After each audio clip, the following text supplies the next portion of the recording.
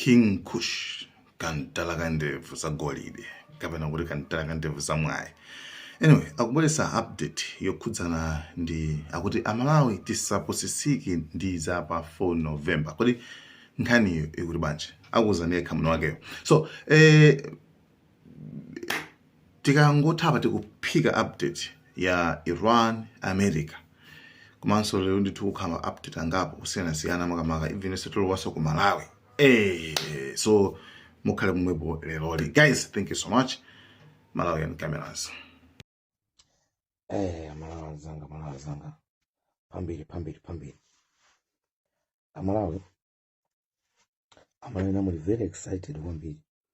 Mukusangalala kwambiri mukuti phakira nthakati uja azi wonjezera mpaka na 4 November. Akuluakulu musaposeseke ndi zimenezi. Anthu amene ajawa achidzala kale mtima mwawo chothamangitsa anthu obwera. Ani panopa chimene mungaone chikuchitika ndi chokuti iwo aja amapanga zawo za matchingi zomayenda m'misewu kumankhula zimene akuwuzanizo. Palibe akumamenyedwapo. Zizo zimachitika zikatha mademo aja anthu no makwalalamu ndi pamene amaona zakuda sopano. System yawo ndimene. Ndiye mukapusanzo kuno kuti akuti ali ena mabwera papejipa iwe mabasi ako abwerere. Ineyo ndibe mabasi. I'm just trying to help amalawi zanga amene akhudzidwa kuti tiyeni apeze chithandizo. Chifukwa pechi akuiona ndi anthu ambiri. Kumalawi kunkakhala akuluakulu mboma kuona nawo. Akuyembasa kuona nawo. Ndi zimene timanena pano amamva nawo. Amaona zimene tikuyankhula pano. Ndi ifenso tisiya kupusha ndi kukankhira kuti amalawi aliyense athandizidwe. Ndi amene mumangomvera zaphakira nthakati kuti akuti ndawonjezera mpaka na 4 November. Simunamvetsetse chimene akunena. Let me tell you. Munthu uja akunena kuti 30 June ikafika kupezeka kuti anthu obwera dakalipobe. Iwo adapitiriza kupanga za matchingi zawo za mademo zawozo mpaka na tsiku lovota pa 4 November. Anthu aja akazamba kuvota 4 November local government elections. Ndi chimata anthu azamene paja akuzasokoneza zisankhozo chifukwa anthu azakavota bwanji anthu apanga matemo. Imeneja ndi statement imene kupita kuboma lawo kuti asesena anthu obwera mwagwire azipita. Mukapanda kuasesa mpaka na pa 30 June adakalipobe. Ifeyo tipitiriza kusokoneza dziko lino mpaka na pa 4 November tsiku lovotalo ndi tidzaona kuti mudzavoteredwa bwanji anthu andale. Chifukwa waja phakira nthakati kuti dziko lino kutsogolo kubwera kuno sililamulidwa ndi munthu andale. Azizilamulira okha. Iwo aja kuti kuwemba chako azipasa kuti amene akulamulira dziko lino. Muzamva akumanena kuti ife ndi polisi ya dziko lino, ife ndi immigration ya dziko lino, ife ndi asilikali ya dziko lino, ife ndi azibambo a dziko lino. Mukumamva iti akumanena hey we are men izindoda. Ndena mukusangala kuti akuti wanena kuti wonjezera 4 November. No. Forget about that. Atamaya jawa ngati anthu amisala. Yemwe akamufunsa kuti kodi zimene zizachitike pa 30 November ndi chani. Amayankha chimene chingazachitika. Akumanena ndi normal day basi mete kuyendera. Yemwe ulendo nakuwuzani kuti mukafika pa 30 November muli muno zimene zizakuchitikirenizo ife sizidzatikhudza. Yemwe akuwuzani kuti no pa 4 November atu pa 30 June ndi normal day ya matching.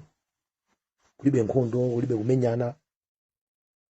Yemwe ya 2-3 days akuwuzani kuti iwe wakaulipo mdziko muno mpaka pa 30 chimene tudzachionezo zako zimenezo. Ndena mukumvera zimene akuwuzani za pa 4 November kuti wapanga extend. Akuluakulu amalawi sataye nthawi ndi amene uja. Amene uja wononga kale china chilichonse. Amene uja akudziwa kuti makala amoto ali pamutu pake paja. Chimene akuthawira umadoja. Milandu yojayo kumsemera mbirimbiri azaka mboma. Kuti ndikuwuzeni chitsanzo china kuli Gayton Mackenzie. Gayton Mackenzie ni Minister of Sports ndi nduna. ali parliament ndi president wa chipani cha Patriotic Alliance.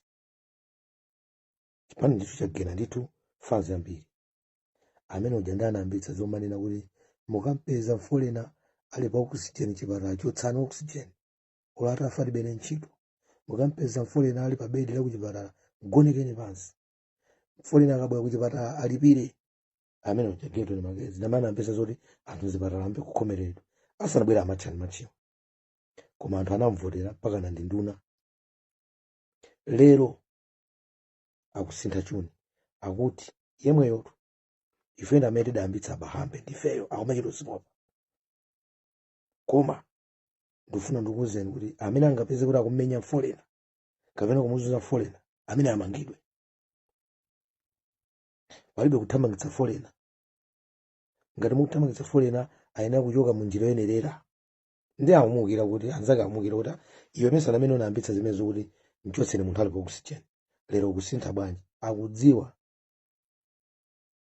kuti ungonchotsa pa ndunawo ansumira. Nde iyi ndi tiketi anthu amalowera mkati apakira ntakati aja ndi chipani chawo inkata ndo inkata amene uchayo.